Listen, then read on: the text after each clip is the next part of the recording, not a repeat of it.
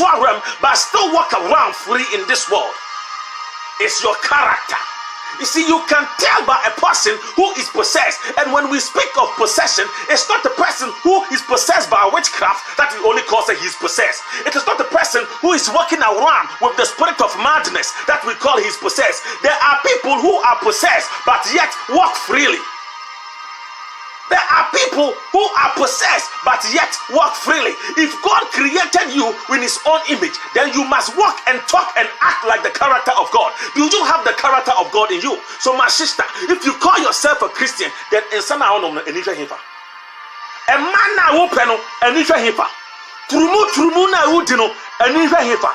A man na onyo de man e ma omde dano anihwe hefa. Wo be ma oni mema de dano anihwe hefa. If you call yourself a child of God, possession can be anything.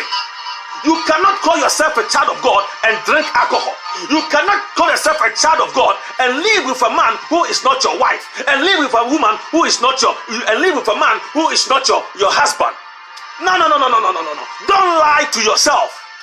Don't lie to yourself. Possession comes in different forms, and the enemy walks in devious ways. And man, we must use the word of God against anybody who claims to be a child of God, because there are so many wolves in sheep's skin. I'm talking to somebody. Are you a child of God? Are you a child of God? A child of God can never be possessed. A child of God can be frustrated, but he can never be possessed. A child of God, you are fornicating. A child of God, you live by lies. And I always say, a man who tells lies has to tell a lie to cover his lies. And who is the father of lies? I'm speaking to somebody.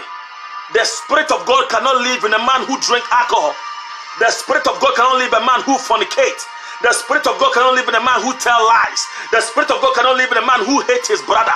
The Spirit of God cannot live in a man who is possessed with jealousy. Because inside the alcohol that you are drinking, who are you satisfying? You are satisfying your flesh. And who does this flesh bow to? This flesh bow to this world. And who possesses this world is the devil. And who serves this world is Lucifer. And Lucifer is the prince of this world. So you are not serving God, you are serving Beelzebub. I am speaking to somebody.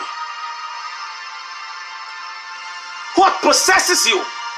What possesses you to do what you do? What possesses you to fornicate? What possesses you to drink the alcohol? What possesses you to tell a lie against a brother? What possesses you to do the wickedness that you are doing?